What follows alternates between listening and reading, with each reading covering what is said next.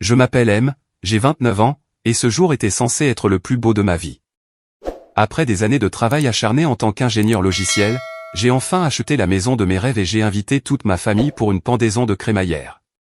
J'ai attendu pendant des heures, mais personne n'est venu. En parcourant les réseaux sociaux, mon cœur s'est serré. Tout le monde était à la fête pour le nouvel appartement de mon frère Gareth. Puis, alors que j'allumais les lumières de mon salon vide, mon téléphone a explosé sous un message de ma mère, « Il faut qu'on parle. Maintenant. » Avant de commencer mon histoire, dites-moi d'où vous regardez dans les commentaires ci-dessous. Appuyez sur le bouton j'aime et abonnez-vous si vous voulez entendre plus d'histoires sur les drames familiaux et le développement personnel. J'ai grandi dans une famille de classe moyenne, dans la banlieue de Chicago. Notre quartier était assez agréable, avec des rues bordées d'arbres et de bonnes écoles, mais rien d'extraordinaire. Mes parents, Richard et Julia, travaillaient dur pour subvenir à nos besoins, à mon jeune frère Gareth et à moi.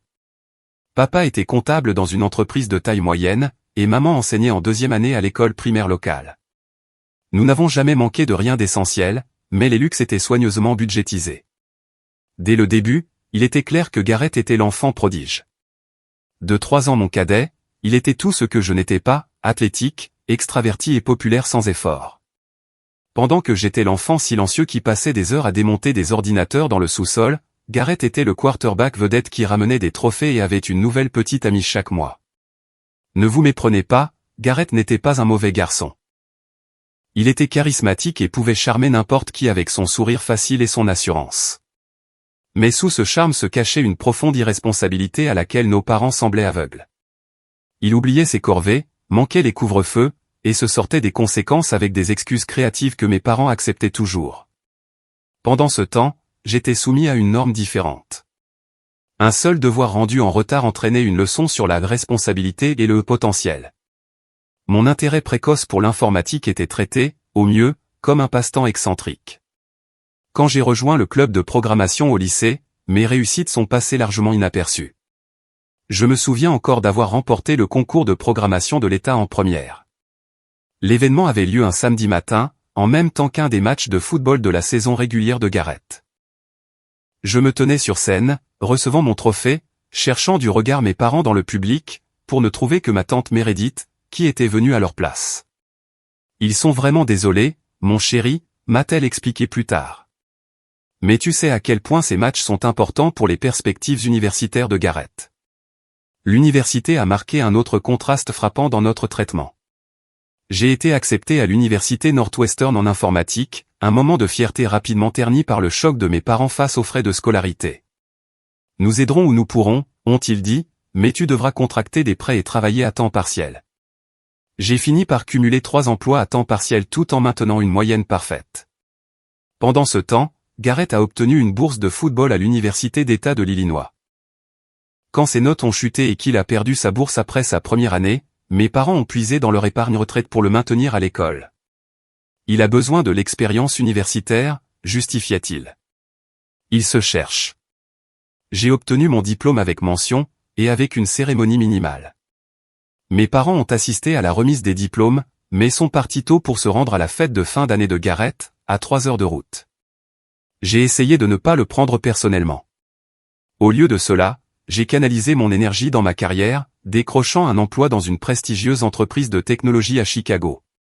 Au cours des 5 années suivantes, j'ai gravi les échelons de l'entreprise, tandis que Gareth passait d'un emploi à l'autre, barman, entraîneur personnel, représentant commercial pour une société de compléments alimentaires.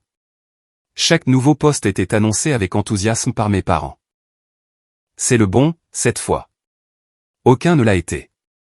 Souvent, ces changements d'emploi coïncidaient avec des retours à la maison de nos parents, où ils restaient sans payer de loyer jusqu'à ce qu'ils se remettent sur pied. Pendant tout ce temps, j'ai vécu modestement.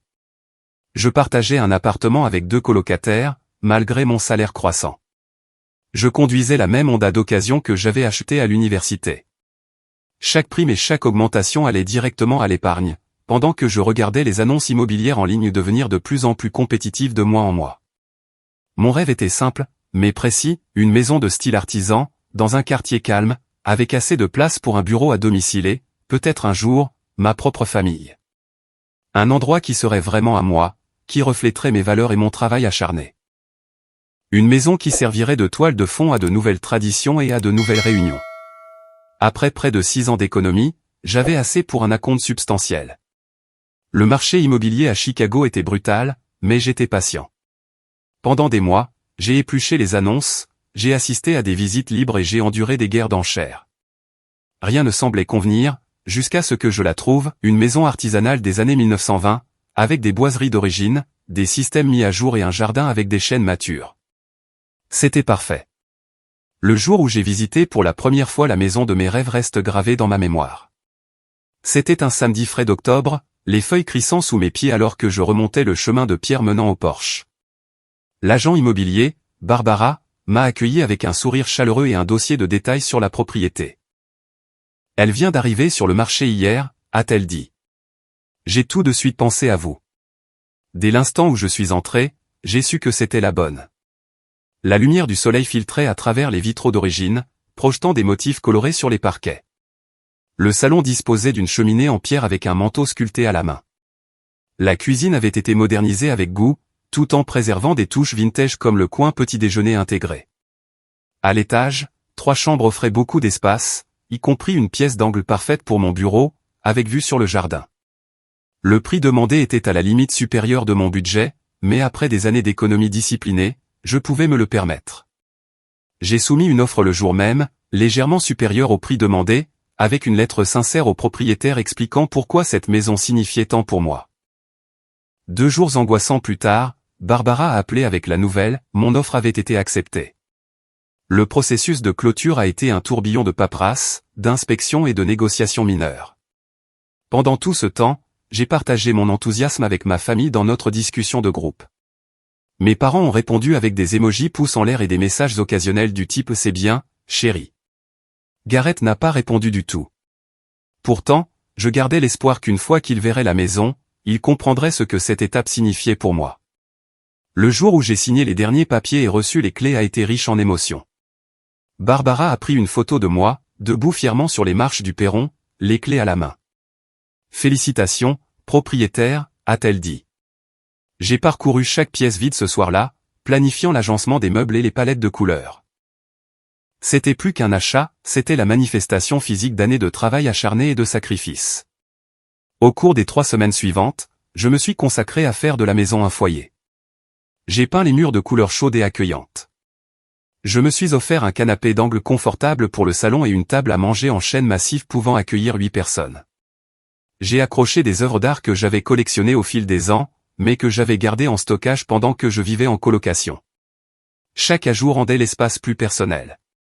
Alors que la maison prenait forme, j'ai décidé qu'il était temps d'organiser la pendaison de crémaillère. Je voulais que ma famille soit la première à voir ma nouvelle maison, à partager cette réussite avant d'inviter amis et collègues. J'ai créé une invitation numérique avec des photos de la maison et les détails d'un rassemblement un samedi après-midi, 3 semaines plus tard. Venez fêter ça avec moi, ai-je écrit. Nourriture et boissons fournies. Pas de cadeaux nécessaires.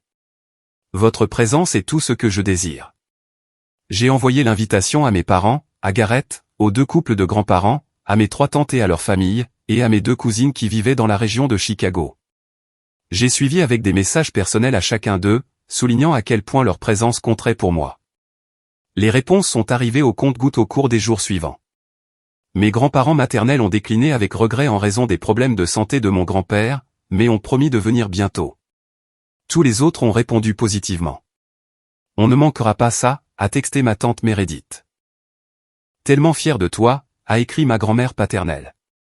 Mes parents ont confirmé qu'ils viendraient de la banlieue. On apporte ton dessert d'enfance préféré, a ajouté ma mère. Gareth a été le seul à ne pas répondre au début. Après 5 jours de silence, je lui ai envoyé un autre message, « Salut, je ne suis pas sûr que tu aies vu mon invitation. J'adorerais t'avoir à la pendaison de crémaillère. Fais-moi savoir si tu peux venir. » Il a répondu 1 heure plus tard, « Je passerai peut-être si je ne suis pas occupé. » Félicitations, je suppose. 1 semaine plus tard, ma mère a appelé. Je pensais, a-t-elle dit, puisque Gareth n'a pas confirmé pour ta fête, pourquoi ne pas simplement le prendre en passant? Comme ça, il viendra certainement. J'ai hésité. Gareth et moi n'étions pas proches, et sa réponse tiède ne m'avait pas vraiment donné envie d'assurer sa présence, mais je voulais l'harmonie familiale. Bien sûr, ai-je finalement dit. Ce serait bien. Super. Il est de nouveau chez nous depuis que sa colocation n'a pas fonctionné. T'a-t-il dit qu'il cherchait un appartement? Il est vraiment en train de remettre sa vie sur les rails cette fois. J'ai murmuré quelque chose de encourageant, bien que j'ai entendu ce récit de nombreuses fois auparavant. La conversation a dévié sur l'organisation de la fête, et j'ai écouté ma mère suggérer des options de nourriture que Gareth apprécierait, bien que mon menu soit déjà planifié. À l'approche de la fête, je me suis plongé dans les préparatifs. J'ai commandé un traiteur d'une épicerie fine locale, un assortiment de sandwichs gourmands, de fromages artisanaux et de fruits frais. J'ai approvisionné le bar avec le whisky préféré de mon père, le vin préféré de ma mère, et un assortiment de bières artisanales et d'options sans alcool. Je me suis même souvenu que ma cousine Lisa était intolérante au gluten et je me suis assuré qu'il y ait des options appropriées pour elle. Le matin avant la fête, j'ai fait un dernier tour chez le fleuriste pour des arrangements frais qui égayeraient chaque pièce. Je les ai disposés avec soin dans toute la maison, plaçant le plus grand bouquet sur la table à manger comme centre de table. Tout était parfait, prêt pour la célébration que j'imaginais depuis des années. Je me suis réveillé le jour de la pendaison de crémaillère avec un mélange d'excitation et d'anticipation nerveuse. Le soleil entrait à flot par la fenêtre de ma chambre, et je me suis permis un instant pour apprécier le fait de me réveiller dans ma propre maison, dans un lit que j'avais choisi, dans une pièce que j'avais peinte moi-même. Ce sentiment de propriété me semblait encore nouveau et précieux. La fête devait commencer à 15 heures, ce qui me laissait amplement le temps pour les derniers préparatifs. Après un petit déjeuner rapide, j'ai fait un dernier tour de ménage dans la maison, bien qu'elle soit déjà impeccable. J'ai disposé les meubles pour créer des groupes de conversation, j'ai installé un bar dans la salle à manger, et j'ai préparé de l'espace dans la cuisine pour la livraison du traiteur, prévue à 14h30. À midi, j'ai reçu un texto de ma mère, on part dans environ 1 heure. Hâte de voir ta nouvelle maison. Papa et moi amenons Gareth comme convenu. J'ai répondu avec un emoji pouce en l'air et un rappel de l'adresse, bien que j'ai déjà envoyé des indications détaillées 2 fois auparavant. Ma tante Meredith a ensuite envoyé un texto, on prend la route maintenant avec l'oncle Paul et les enfants. Hâte de voir cette maison de rêve. Ma cousine Lisa a confirmé qu'elle et son mari arriveraient vers 15h15. Même le frère de mon père, l'oncle Steven, qui assistait rarement aux réunions de famille, a envoyé un message disant qu'il prévoyait de faire une apparition. Tout se mettait en place, et j'ai ressenti une vague de validation. Enfin, ma famille allait voir ce que j'avais accompli grâce à des années de travail acharné et d'économie. Il ne s'agissait pas seulement de montrer une maison, il s'agissait d'être reconnu et célébré pour une fois, au lieu de rester dans l'ombre de Gareth. Les traiteurs sont arrivés à l'heure précise, installant un élégant buffet sur mon îlot de cuisine. Je leur ai donné un généreux pourboire, ressentant une pointe de fierté de pouvoir le faire. Une fois parti, j'ai jeté un dernier regard autour de moi. Des fleurs fraîches égayaient chaque pièce, une musique douce jouait à travers les haut-parleurs que j'avais installés, et la lumière de l'après-midi projetait une lueur chaude sur les parquets. C'était parfait. 3 heures sont arrivées, puis passées. J'ai vérifié mon téléphone.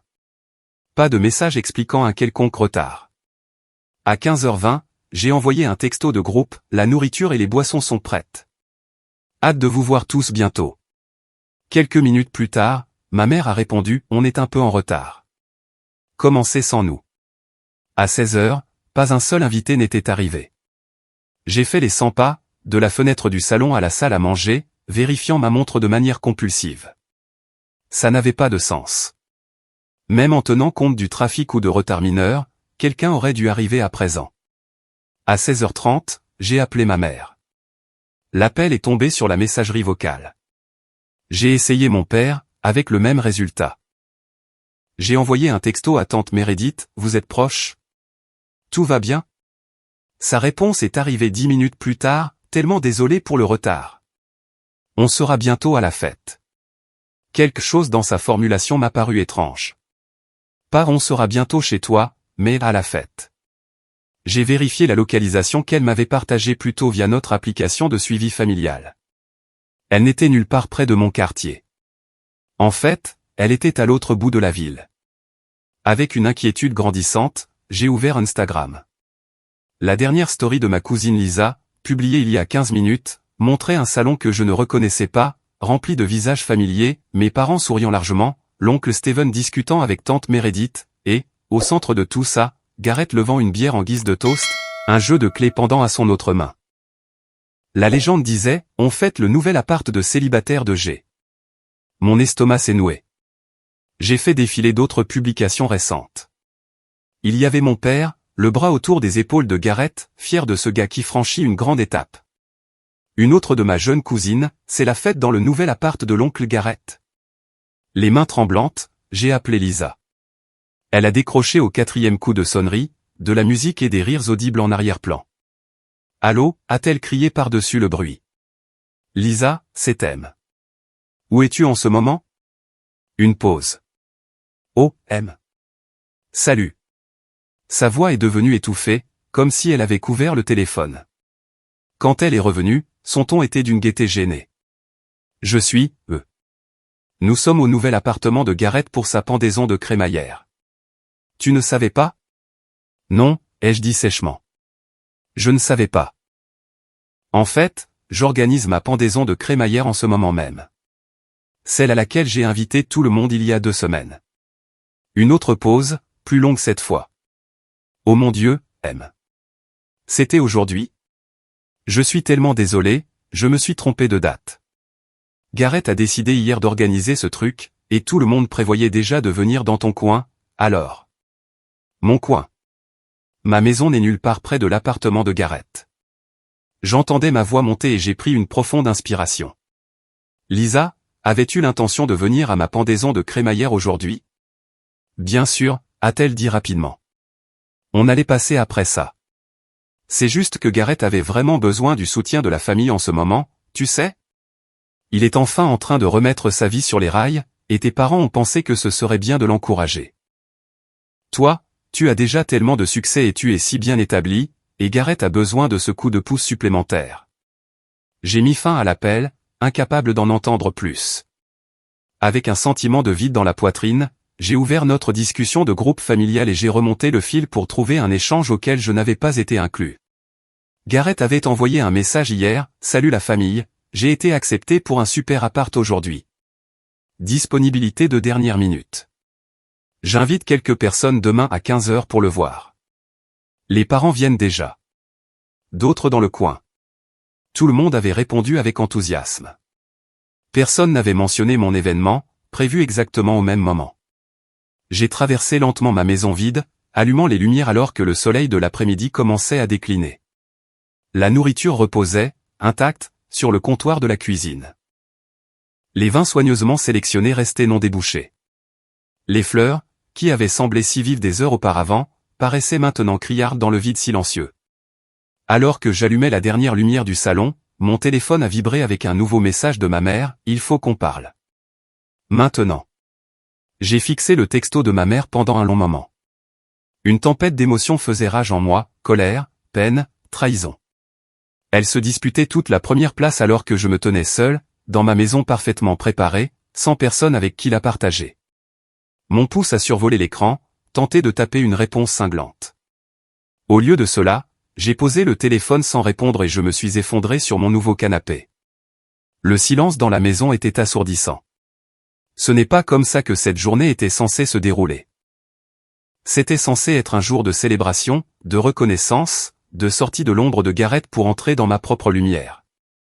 Au lieu de cela, j'avais été une fois de plus relégué au second plan, ma réussite jugée moins importante que le dernier caprice de Gareth. Incapable de résister, j'ai repris mon téléphone et j'ai continué à faire défiler les publications sur les réseaux sociaux concernant le rassemblement impromptu de Gareth. Chaque image était comme un coup de couteau. Il y avait toute ma famille élargie, entassée dans ce qui semblait être un appartement assez standard, avec des finitions de location et un mobilier minimaliste rien à voir avec la maison historique soigneusement restaurée pour laquelle j'avais économisé pendant des années. Mon cousin Derek avait posté une visite vidéo, narrée par un Gareth enthousiaste, et voici le salon, parfait pour les jours de match. Les chambres sont par là. Le lit king size est déjà livré. La cuisine est petite, mais qui cuisine de toute façon, n'est-ce pas? La section des commentaires était remplie d'éloges de la famille, super espace. Parfait appart de célibataire. Tellement fier que tu aies franchi cette étape. Mon père avait commenté, grand moment pour mon garçon. Je suis passé à la discussion de groupe familial à laquelle je n'avais pas été inclus. La conversation a révélé que Gareth n'avait visité l'appartement qu'hier matin, avait signé le bail immédiatement et avait spontanément décidé d'organiser un rassemblement. Pas de planification, pas de préparation, juste un texto de dernière minute. Et tout le monde avait tout laissé tomber pour être là, y compris leurs engagements envers moi. La découverte la plus douloureuse est venue d'une capture d'écran que quelqu'un avait partagée de la conversation de mes parents avec le propriétaire. Nous couvrirons la caution et les 3 premiers mois, avait écrit mon père. Ne le mentionnez simplement pas à Gareth. Nous voulons qu'il se sente indépendant. Ainsi, Gareth n'avait même pas obtenu cet appartement par lui-même. Il était une fois de plus subventionné, alors que j'avais économisé et fait des sacrifices pendant des années pour m'offrir ma maison selon mes propres termes. L'injustice de la situation me brûlait comme de l'acide. J'ai réessayé d'appeler mes parents, mais toujours pas de réponse. Finalement, j'ai appelé ma tante Meredith, qui avait toujours été un peu plus compréhensive de ma position dans la famille. Elle a répondu à la 2e sonnerie, la voix basse. « M, je ne peux pas vraiment parler maintenant. »« Alors, écoute simplement, » ai-je dit, en luttant pour garder ma voix stable. « Je veux comprendre ce qui s'est passé aujourd'hui. » Tout le monde a confirmé sa venue à ma pendaison de crémaillère, un événement que j'ai planifié il y a des semaines. Puis Gareth décide hier d'inviter des gens, et soudain mon événement n'a plus d'importance? Tante Meredith a soupiré. C'est compliqué, chérie. Ton frère. Il a fait croire que c'était une urgence. Il a dit qu'il avait enfin eu un déclic et qu'il avait besoin du soutien de la famille tout de suite. Tu sais comment il peut être. Et mon déclic à moi. Et mon soutien. Tu es différent, M. Tu as toujours été si indépendant, si capable. Gareth a besoin de plus de conseils, de plus d'encouragement. Donc, être responsable et autonome signifie que je mérite moins de soutien familial, moins de célébration, moins d'amour? Ma voix s'est brisée sur le dernier mot. Bien sûr que non, a-t-elle dit rapidement. C'est juste que tes parents sentent que Gareth est à un tournant critique. Il a tellement lutté, et il pense que cet appartement est un signe qu'il mûrit enfin. Il ne voulait pas diluer cet élan en venant à ma pendaison de crémaillère, la maison pour laquelle j'ai économisé pendant 6 ans. Ça diluerait son élan. La voix de tante Meredith a baissé encore plus. Ta mère a suggéré de passer chez toi après le rassemblement de Gareth, mais il s'est énervé. Il a dit que si les gens quittaient sa fête plus tôt pour aller à la tienne, il se sentirait le second. Tes parents ne voulaient pas déclencher ces insécurités. J'ai ri amèrement. Dieu nous en garde que Gareth se sente en insécurité. Pendant ce temps, je suis debout, seul, dans une maison pleine de nourriture et de fleurs, l'air d'un idiot. Je suis désolé, M. J'aurais dû prendre davantage ta défense. Nous aurions tous dû. En arrière-plan, j'ai entendu la voix de ma mère appeler Meredith. Je dois y aller, a-t-elle dit précipitamment. Tes parents parlaient de passer plus tard. Essaie juste d'être compréhensif, d'accord?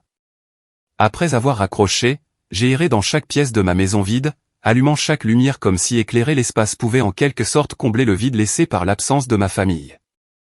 Dans la salle à manger, j'ai fixé le plateau de charcuterie intact. Dans le salon, les meubles soigneusement disposés attendaient des invités qui ne sont jamais venus. À l'étage, dans ce qui serait mon bureau, j'avais installé une petite exposition de mes réalisations professionnelles, des certificats encadrés, un article publié, une photo de moi avec mon équipe après un lancement de produits réussi, des réalisations qui, apparemment, ne valaient pas la peine que ma famille prenne le temps de reconnaître. Je suis retourné en bas et je me demandais s'il fallait commencer à emballer la nourriture quand mon téléphone s'est de nouveau allumé. Cette fois, c'était une notification Instagram. Gareth m'avait identifié dans une publication. Avec un sentiment de malaise, j'ai ouvert l'application. La photo montrait Gareth debout dans sa nouvelle cuisine, levant une bouteille de bière. La légende disait « Nouveau départ ». Désolé que @mcarter n'ait pas pu venir à la fête. La prochaine fois, frérot. Je n'avais pas été invité. Il prétendait publiquement que j'avais choisi de ne pas venir, plutôt que de reconnaître qu'il avait détourné mon événement et volé l'attention de ma famille le jour de ma fête. La nature calculée de ce geste m'a semblé particulièrement cruelle. Alors que je digérais cette dernière insulte, ma sonnette a retenti. À travers le Judas, j'ai vu mes parents debout sur le porche, avec Gareth affalé derrière eux, regardant son téléphone. Il était près de 20 heures, 5 heures après le début prévu de ma fête. J'ai ouvert la porte, mais je ne les ai pas invités à entrer immédiatement. Tiens, regarde qui se souvient enfin que j'existe, ai-je dit, incapable de retenir l'amertume de ma voix. Ma mère s'est avancée avec une gaieté artificielle. Chérie, nous sommes tellement désolés pour le malentendu d'aujourd'hui. On peut entrer? Ta maison a l'air charmante de l'extérieur. Je me suis écarté sans un mot, permettant à mes parents et à Gareth d'entrer. Ma mère a fait semblant de regarder autour d'elle avec une appréciation exagérée. Oh, c'est tout simplement magnifique. Regarde ces parquets d'origine, Richard. Et ces vitraux. On ne fait plus un travail artisanal comme ça de nos jours.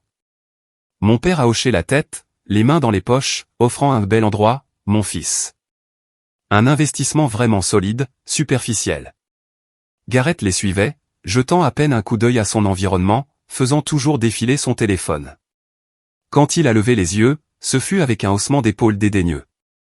C'est cool, je suppose. Un peu démodé, non? Mon appart a la technologie intelligente intégrée. Ton appart que maman et papa paient? Les mots se sont échappés avant que je ne puisse les retenir. Un silence gêné s'est installé. Ma mère a été la première à se reprendre, son rire cassant. Ne commençons pas par la négativité, Nous sommes là maintenant, et nous voulons tout voir. Fais-nous visiter. Je suis resté planté là. Pourquoi êtes-vous ici, exactement? La fête s'est terminée il y a des heures. La fête à laquelle aucun de vous n'a pris la peine d'assister, malgré avoir confirmé des semaines à l'avance. Mon père s'est raclé la gorge, mal à l'aise. Il y a eu un malentendu sur l'horaire. Ça arrive. Pas besoin d'en faire toute une histoire. Un malentendu, ai-je répété, incrédule. Vous avez tous répondu à mon événement. Puis Gareth décide hier d'inviter des gens, et soudain tout le monde oublie ma pendaison de crémaillère. Ce n'est pas un malentendu. C'est un choix. Le sourire de ma mère a vacillé. Chérie, tu dois comprendre. Gareth avait besoin de notre soutien aujourd'hui. Cet appartement est une grande étape pour lui. Et acheter une maison, ce n'était pas une grande étape pour moi?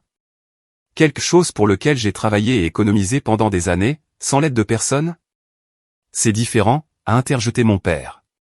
Tu as toujours été le responsable. Tu n'as pas besoin du même genre d'encouragement que Gareth. Il est encore en train de trouver sa voie.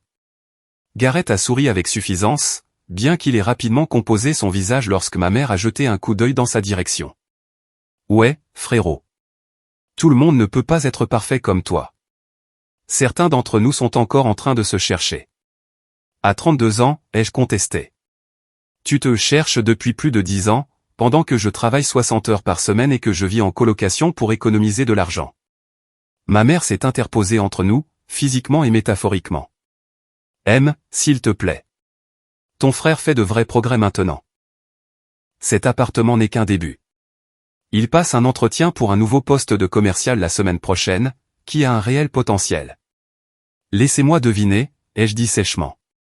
Papa a glissé un mot à quelqu'un de son club de golf? Mon père a rougi. Le réseautage fait partie de la vie, J'aurais fait la même chose pour toi si tu l'avais demandé. Je n'ai jamais demandé, parce que je voulais mériter les choses par moi-même, ce que vous n'avez jamais attendu de Gareth. La façade d'indifférence de Gareth s'est fissurée. Oh, c'est reparti avec le complexe de l'enfant prodige.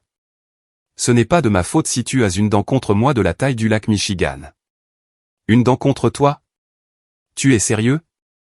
Maman et papa ont manqué ma remise de diplôme universitaire pour assister à ta fête de fraternité. Ils ont manqué tous les événements importants de ma vie, tout en laissant tout tomber pour tes besoins les plus insignifiants. Et maintenant, ils paient littéralement ton appartement tout en prétendant que c'est une grande réussite de ta part. La pièce est tombée dans le silence. Mes parents ont échangé des regards gênés. Comment savais-tu ça? A finalement demandé mon père. J'ai vu les captures d'écran dans le chat familial. Celui dont je ne faisais pas partie, au fait. Je sais que vous couvrez sa caution et les 3 premiers mois de loyer. Probablement ses meubles aussi, étant donné qu'il n'a pas pu garder un emploi assez longtemps pour économiser. Ma mère s'est tordu les mains. Tu dois comprendre, ton frère n'a pas ce que tu as. Parce qu'il n'a pas travaillé pour l'avoir. Et il ne le fera jamais, tant que vous continuerez à le renflouer et à traiter ses efforts minimaux comme des réalisations majeures. Ça suffit, a dit mon père sèchement. Nous sommes venus ici pour arranger les choses, pas pour être attaqués. Arranger les choses? Vous avez gâché ce qui aurait dû être l'un des jours les plus fiers de ma vie. J'ai passé des semaines à planifier cette fête. J'ai commandé de la nourriture pour 15 personnes. J'ai acheté le whisky préféré de papa et le vin préféré de maman. Je me suis assuré qu'il y ait des options sans gluten pour Lisa. Et aucun de vous n'a pris la peine de m'envoyer un texto pour me dire que vous ne veniez pas, avant des heures après l'heure à laquelle vous étiez censé être là.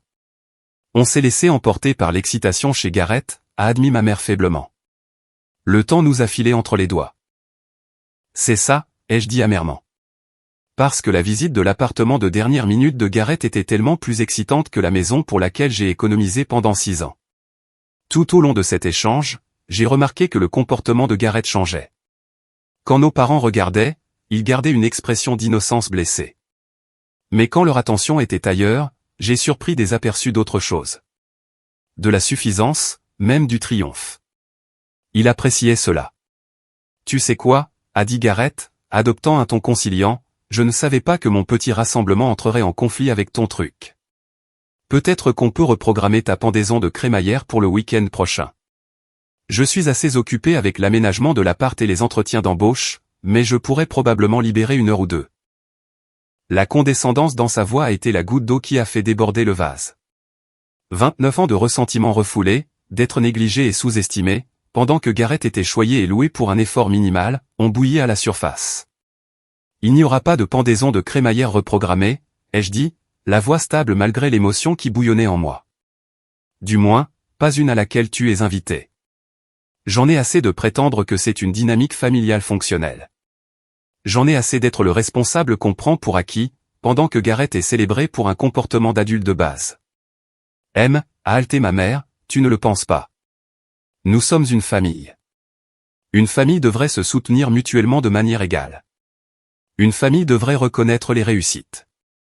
Une famille ne devrait pas favoriser constamment un enfant par rapport à un autre pendant des décennies. Nous ne favorisons pas Gareth, a protesté mon père, mais sa voix manquait de conviction. Vraiment? Quand avez-vous laissé tomber tout pour assister à quelque chose d'important pour moi, pour la dernière fois? Quand avez-vous jamais mis mes besoins au-dessus de ceux de Gareth? Pouvez-vous citer un seul exemple? Le silence qui a suivi a été accablant. C'est bien ce que je pensais, ai-je dit doucement. Voici ce qui va se passer maintenant. Vous trois, vous allez partir. Je vais réévaluer le type de relation que je veux avec des gens qui m'ont constamment montré que je suis une pensée secondaire. Si, et quand, je déciderai que je vous veux à nouveau dans ma vie, ce sera à mes conditions, avec des limites claires et des attentes de respect mutuel. Gareth a ricané. Un peu dramatique, non? C'était juste une fête, frérot. Je me suis tourné directement vers lui. Ce n'était pas juste une fête, et tu le sais. C'était calculé. Tu as toujours eu besoin d'être le centre de l'attention, et tu ne pouvais pas supporter l'idée que la famille me célèbre pour une fois. Alors, tu as fabriqué un événement de vie d'urgence et tu as manipulé tout le monde pour qu'il te donne la priorité, encore une fois. Pendant un bref instant, le masque de Gareth est complètement tombé, et j'ai vu une colère brute traverser ses traits avant qu'il ne se reprenne. Ce qui t'aide à dormir la nuit, a-t-il marmonné. Mon père s'est avancé, le visage rouge de colère. Écoute-moi bien, Tu ne peux pas parler à ton frère de cette façon. Et tu ne peux pas couper les ponts avec ta famille pour un malentendu à propos d'une fête. Que vont penser les gens? Je me fiche de ce que pensent les gens, maintenant, papa. Je me soucie d'être respecté. Je me soucie d'être valorisé. Et clairement, ce ne sont pas des choses que je peux attendre de cette famille. Si c'est comme ça que tu le sens, a dit mon père avec raideur, peut-être qu'on devrait y aller. Je pense que c'est mieux. Ma mère s'est mise à pleurer. S'il te plaît, ne fais pas ça. On peut arranger ça. Peut-être un jour, ai-je dit, m'adoucissant légèrement à la vue de ses larmes, malgré moi. Mais pas ce soir. Ce soir, j'ai besoin que vous partiez. Alors qu'il se dirigeait vers la porte, Gareth s'est arrêté et s'est penché, parlant assez bas pour que nos parents ne l'entendent pas. Tu céderas en premier, a-t-il dit avec confiance. Tu le fais toujours. Et quand tu reviendras en rampant, suppliant de faire à nouveau partie de la famille, je m'assurerai de rappeler à tout le monde comment tu as surréagi et gâché mon grand jour. J'ai soutenu son regard fermement. Profite de ton appartement subventionné, Garrett. Je serai ici, dans la maison que j'ai méritée, vivant ma vie selon mes propres termes. On verra lequel de nous deux sera le plus heureux à long terme. J'ai fermé la porte derrière eux, le son résonnant dans ma maison vide. Pour la première fois de la journée, le silence me semblait juste, nécessaire, le début de quelque chose de nouveau. Les jours qui ont suivi la confrontation avec ma famille ont été étrangement calmes. Mon téléphone, qui vibrait habituellement de messages du groupe familial, est resté silencieux. Pas d'appel de ma mère pour prendre des nouvelles. Pas de blagues transférées de mon père. Pas de demandes aléatoires d'aide technique de la part de la famille élargie. C'était comme si j'avais soudainement cessé d'exister dans leur monde, un sentiment à la fois douloureux et étrangement libérateur. J'ai pris une semaine de congé pour digérer ce qui s'était passé et m'installer correctement dans ma nouvelle maison.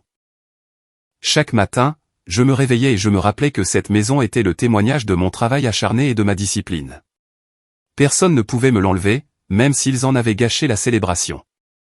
Au bout du 3e jour, le silence de ma famille immédiate a été rompu par un texto de tante Meredith, je pense à toi. Appelle quand tu seras prêt. J'ai apprécié qu'elle tende la main, mais je n'étais pas encore prêt à m'engager. J'avais besoin de temps pour faire le tri dans mes sentiments avant de pouvoir avoir des conversations rationnelles sur ce qui s'était passé. Au lieu de cela, j'ai contacté une thérapeute que mon collègue m'avait recommandée des mois auparavant. Le docteur Andrea Winters avait un créneau cette semaine-là, et je me suis retrouvé assis dans son bureau confortable, déversant 29 ans de dynamique familiale en une séance de 90 minutes. Ce que vous décrivez est une dynamique classique de l'enfant prodige contre le bouc émissaire, a-t-elle expliqué après avoir écouté attentivement. C'est courant dans les familles, mais cela n'en est pas moins dommageable. L'enfant négligé développe souvent un fort sentiment d'autonomie, mais peut lutter avec des sentiments de valeur et d'appartenance. C'est exactement ça, ai-je admis. J'ai toujours eu l'impression de devoir mériter l'amour que Garrett reçoit inconditionnellement. Au cours des semaines suivantes, ces séances de thérapie sont devenues un point d'ancrage alors que je naviguais dans ma nouvelle réalité. Le docteur Winters m'a aidé à voir que fixer des limites n'était pas égoïste, c'était nécessaire pour ma santé émotionnelle. Nous avons travaillé sur des stratégies pour établir des relations plus saines à l'avenir, y compris avec les membres de ma famille, si et quand je choisirais de renouer le contact. Pendant ce temps, mes collègues au travail avaient remarqué que quelque chose n'allait pas. Quand mon chef d'équipe, Marcus, m'a demandé si tout allait bien, je me suis retrouvé à partager une version condensée de ce qui s'était passé. Sa réponse m'a surpris. C'est affreux, M. Écoute, on allait t'emmener prendre un verre pour fêter la nouvelle maison de toute façon. Et si on en faisait une vraie pendaison de crémaillère à la place? Rien de sophistiqué, juste l'équipe qui vient célébrer ta réussite. Avant que je ne puisse protester, le plan était en marche. Ce samedi-là, 10 collègues sont arrivés à ma porte avec des bouteilles de vin, des plats faits maison et de petits cadeaux de pendaison de crémaillère. Ils ont rempli ma maison de rires sincères et de chaleur, admirant chaque pièce et posant des questions réfléchies sur mes projets de rénovation. La femme de Marcus, Sarah, qui travaillait dans la décoration d'intérieur, a apporté un magnifique bol en céramique peint à la main pour ma table basse. Chaque maison a besoin de quelque chose d'unique, a-t-elle dit, quelque chose avec une histoire. Alors que nous nous réunissions autour de ma table à manger, partageant de la nourriture et des histoires, j'ai réalisé quelque chose de profond, la famille, ce n'est pas seulement le sang. Ces personnes, qui célébraient ma réussite sans comparaison ni condition, me montraient à quoi ressemblait un soutien sincère. La semaine suivante a apporté un développement inattendu. Un colis est arrivé par coursier. Pas d'adresse d'expéditeur, juste mon nom et ma nouvelle adresse soigneusement imprimée sur l'étiquette. À l'intérieur, enveloppé dans du papier de soie, se trouvait une collection d'objets de ma maison d'enfance, une photo encadrée de moi à ma remise de diplôme du lycée, une vieille médaille de foire scientifique que j'avais gagnée en 6e, une petite boîte en bois que j'avais fabriquée en cours de menuiserie. Sous ces objets se trouvait une note manuscrite de ma grand-mère paternelle. Ceux-ci ont leur place dans ta nouvelle maison. Je suis désolé de ne pas avoir pu être là pour fêter ça avec toi. Ton grand-père et moi sommes si fiers de l'homme que tu es devenu. L'amour transcende les désaccords. Appelle-moi quand tu seras prêt. Je me suis assis par terre dans mon salon, entouré de ces fragments de mon passé, et j'ai pleuré non pas de tristesse, mais de la prise de conscience que tout le monde dans ma famille ne me voyait pas comme une pensée secondaire. Certains avaient observé, remarqué et m'avaient apprécié depuis le début, même s'ils n'avaient pas toujours su comment le montrer dans le contexte des dynamiques familiales. Au cours des semaines suivantes, j'ai commencé à contacter individuellement les membres de ma famille élargie. J'ai d'abord appelé ma grand-mère, la remerciant pour le colis et ayant une longue et honnête conversation sur les schémas familiaux qui n'avaient pas été abordés depuis trop longtemps. Ton grand-père et moi l'avons toujours vu, a-t-elle admis. Nous aurions dû dire quelque chose plus tôt. Des conversations avec mes tantes, mes oncles et mes cousins ont suivi. Certains ont d'abord défendu mes parents et Gareth, mais beaucoup ont admis qu'ils avaient observé le déséquilibre dans la façon dont j'étais traité. On ne savait juste pas comment intervenir, a avoué ma tante Meredith. Les systèmes familiaux sont compliqués. Ces conversations étaient parfois inconfortables, mais finalement curatives. Je ne leur demandais pas de choisir un camp, mais simplement de reconnaître mon expérience et d'envisager des moyens plus équilibrés d'interagir en tant que famille à l'avenir. Pendant ce temps, ma maison devenait un véritable sanctuaire. J'ai rejoint une association de propriétaires locales et j'ai sympathisé avec des voisins qui partageaient des conseils sur l'entretien des maisons historiques. J'ai planté un petit potager dans le jardin, j'ai installé des étagères dans le salon et j'ai aménagé un vrai bureau où je pouvais occasionnellement travailler à distance. Chaque ajout rendait l'espace plus personnel, une manifestation physique de la vie indépendante que je construisais. Le silence de ma famille immédiate s'est prolongé pendant des semaines, puis des mois. Grâce à la thérapie, j'ai fini par comprendre que ce n'était pas nécessairement une mauvaise chose. L'espace m'a permis de renforcer mon sentiment d'identité, en dehors du rôle que j'avais toujours joué dans mon système familial. Je me suis concentré sur l'entretien de relations réciproques et valorisantes, passant du temps avec des collègues qui sont devenus des amis et renouant avec de vieilles connaissances qui vivaient à proximité. Puis, près de 3 mois après notre confrontation, j'ai reçu un texto d'une source inattendue, Gareth. Mon bail arrive à échéance. Les parents ont dit que je devais commencer à payer mon propre loyer. On peut parler ? Je n'ai pas répondu immédiatement. Le docteur Winters et moi avons discuté du message lors de notre séance suivante. Que voulez-vous d'une relation avec votre frère, a-t-elle demandé. Pas ce que vous pensez que vous devriez vouloir, mais ce qui serait réellement sain pour vous. Après mûre réflexion, j'ai répondu par une simple invitation à se rencontrer dans un café neutre. Le jour venu, j'ai été surpris de trouver Gareth déjà là, l'air inhabituellement débraillé. La confiance et le charme qui émanaient habituellement de lui s'étaient estompés. Les parents m'ont coupé les vivres, a-t-il dit sans préambule alors que je m'asseyais. Ils ont dit qu'il était temps que je me débrouille seul. Apparemment, cette conversation avec toi les a vraiment secoués. Je suis désolé si les choses sont difficiles, ai-je dit avec précaution. Mais je ne regrette pas d'avoir dit la vérité. Gareth a fixé sa tasse de café. J'ai toujours pensé que tu avais la vie facile. L'intelligent, le responsable, celui qui ne semblait jamais avoir de problème. Il a levé les yeux, croisant mon regard. Je n'ai jamais réalisé que tu travaillais si dur, que tu économisais si longtemps pour ta maison. Je suppose que j'ai juste supposé que les choses te venaient facilement. Rien ne m'est jamais venu facilement, Gareth. C'est le point que toi, maman et papa ne sembliez jamais comprendre. Un long silence s'est installé entre nous. Finalement, Gareth a repris la parole. J'ai perdu l'appartement. Je ne pouvais plus me le permettre une fois que maman et papa ont arrêté de payer. Je suis sur le canapé d'un ami jusqu'à ce que je trouve une solution. Et ce poste de commercial que papa t'avait trouvé ? Le rire de Gareth était creux. Il s'avère qu'il faut vraiment se présenter régulièrement pour garder un emploi. Qui l'eût cru ? Il a hésité. Je pense à retourner à l'école. Un community college, administration des affaires. Quelque chose de pratique. Ça semble être un bon plan, ai-je dit sincèrement. Ouais, bon, il fallait bien que je grandisse un jour, n'est-ce pas? Il a tripoté sa serviette.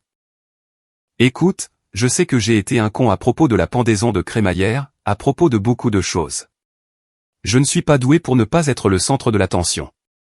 Ce n'était pas tout à fait une excuse, mais c'était plus de conscience de soi que je n'en avais jamais entendu de la part de mon frère. Merci de le reconnaître, ai-je dit simplement. Alors, on est bon, a-t-il demandé avec une ombre de son ancien charme facile. Pas encore, ai-je répondu honnêtement. Mais peut-être qu'on peut commencer à travailler dans cette direction.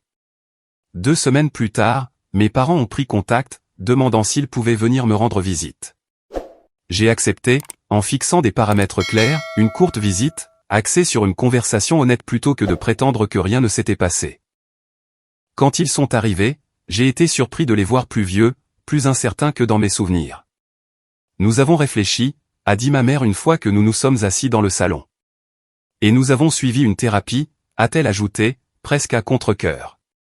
Votre confrontation nous a forcés à regarder des schémas que nous ne voulions pas reconnaître, a poursuivi mon père, la façon dont nous avons encouragé Gareth à vos dépens, la façon dont nous avons pris votre responsabilité et votre indépendance pour acquise au lieu de les célébrer. Nous essayons de faire mieux, a ajouté ma mère, avec vous deux. Fixer des limites plus saines avec Gareth n'a pas été facile, mais c'était nécessaire. Et nous voulons vraiment te voir, vraiment célébrer tes réussites et soutenir ton parcours. Je ne me suis pas précipité vers le pardon ou les promesses de rapprochement. Au lieu de cela, je les ai remerciés pour leur réflexion et j'ai suggéré que nous prenions de petites mesures pour reconstruire la confiance, un dîner mensuel, peut-être, une communication ouverte sur les attentes, des séances de thérapie familiale s'ils étaient d'accord. Alors que l'automne laissait place à l'hiver, ces timides pas vers la réconciliation se sont poursuivis. Certaines conversations ont été difficiles, de vieux schémas menaçant de se réaffirmer. Mais il y avait une nouvelle prise de conscience de toutes parts, un engagement à faire les choses différemment qui me donnait un espoir prudent. La première saison des fêtes dans ma nouvelle maison est devenue un test de ces relations en évolution. Plutôt que de me soumettre au rassemblement familial traditionnel chez mes parents, avec son potentiel de résurgence des anciennes dynamiques, j'ai décidé d'organiser un autre type de célébration. J'ai invité un mélange de personnes qui m'avaient soutenu tout au long de ce parcours, des amis du travail, des voisins dont je m'étais rapproché, des membres de la famille élargie avec qui j'avais reconstruit des relations individuelles, et oui, mes parents et Gareth, étant bien entendu que c'était ma maison et mon rassemblement. À ma surprise et à mon soulagement, la soirée s'est déroulée dans une chaleur sincère. Ma mère a apporté sa fameuse tarte aux pommes sans essayer de prendre le contrôle de la cuisine. Mon père a admiré les améliorations que j'avais apportées à la maison sans faire de commentaires désobligeants sur le coup. Gareth, maintenant inscrit au community college et travaillant à temps partiel dans une librairie locale, a discuté respectueusement avec mes amis et a même aidé au nettoyage par la suite. Alors que tout le monde partait avec des étreintes et des promesses de se revoir bientôt, je me suis tenu sur mon porche, regardant les feux arrière disparaître dans la rue, un profond sentiment de paix s'installant en moi. Cette maison, autrefois symbole d'une réussite que je craignais de ne pas voir reconnue, était devenue quelque chose de bien plus précieux, le fondement d'une nouvelle façon d'être, à la fois avec moi-même et avec les autres. 6 mois après la désastreuse pendaison de crémaillère qui n'a jamais eu lieu, ma maison s'était transformée d'une coquille vide en un véritable foyer. Le salon, autrefois mis en scène pour une fête qui n'a jamais eu lieu, portait désormais les empreintes confortables de la vie réelle. Des livres débordaient des étagères que j'avais construites le long d'un mur.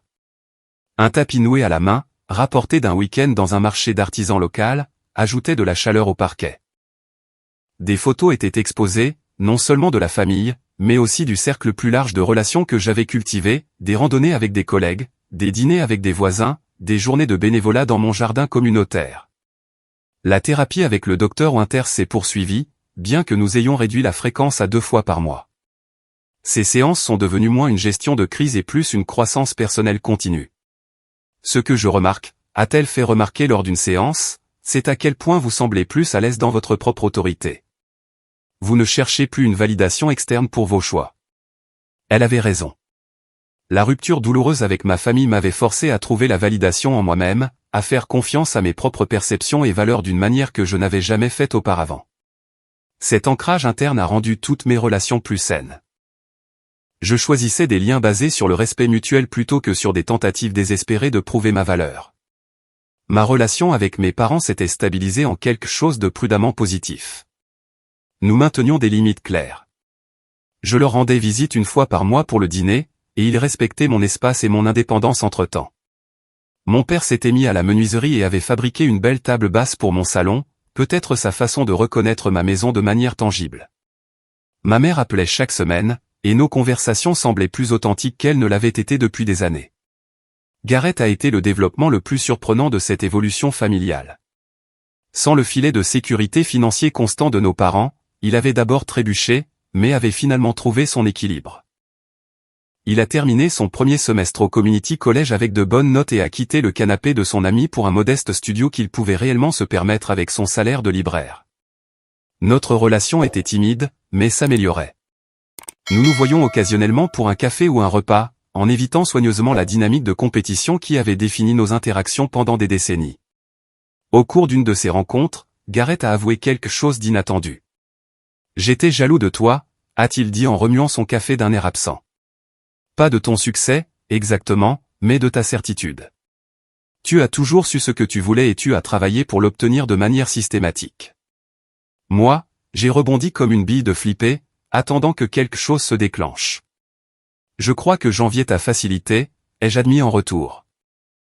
Tout semblait te venir naturellement, les amis, le charme, les capacités athlétiques, toutes les choses que nos parents valorisaient visiblement.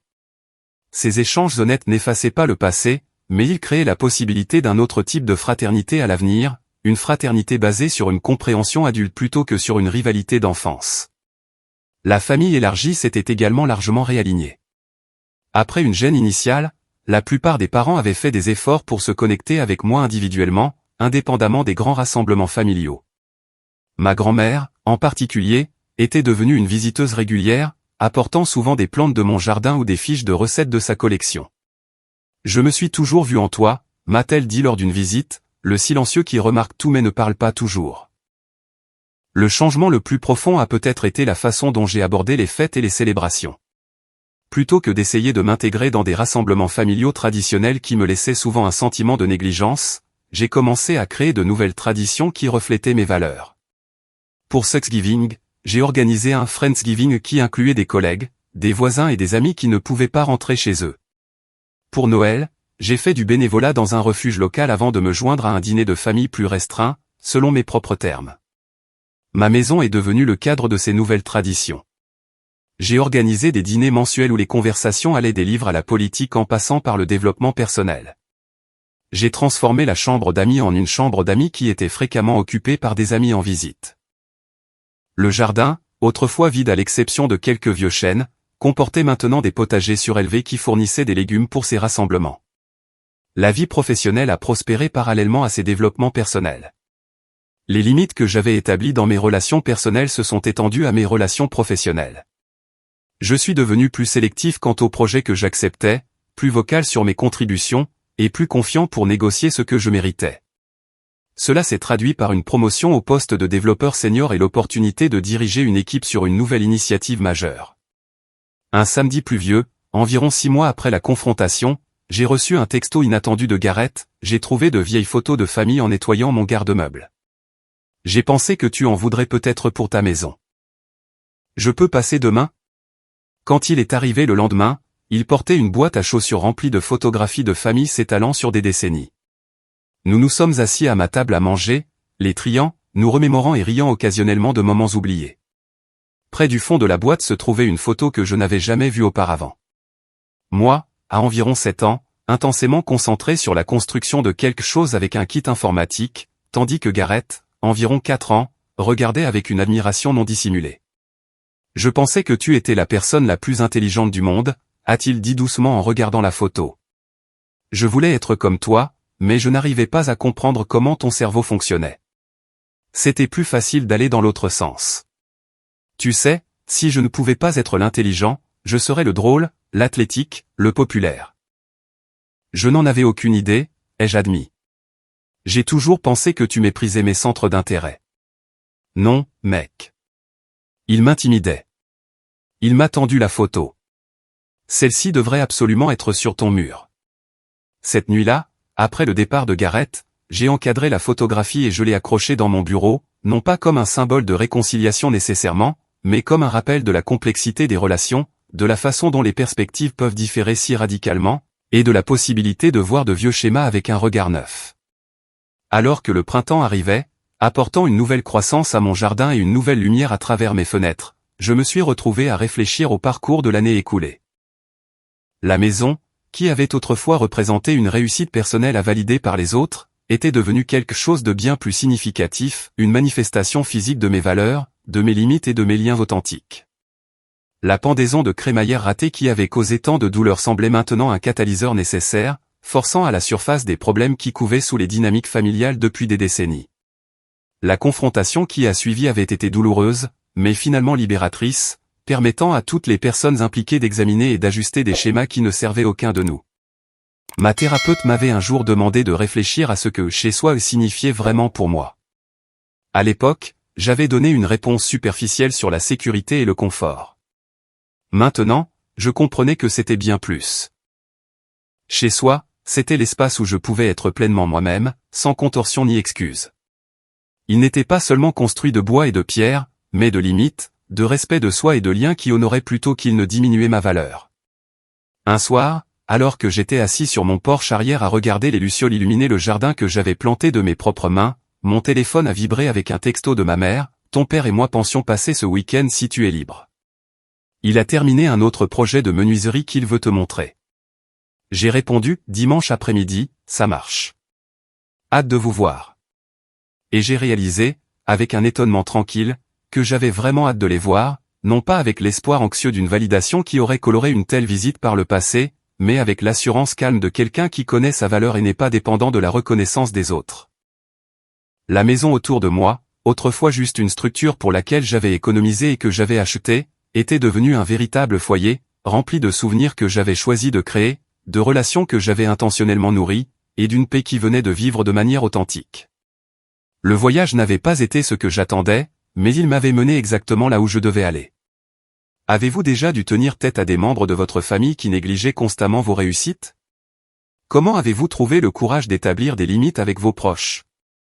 Partagez vos expériences dans les commentaires ci-dessous, et n'oubliez pas d'aimer et de vous abonner si cette histoire a résonné en vous. N'oubliez pas que construire une vie qui honore votre véritable moi est la maison la plus importante que vous créerez jamais. Merci de m'avoir rejoint dans ce voyage de découverte de soi et de croissance.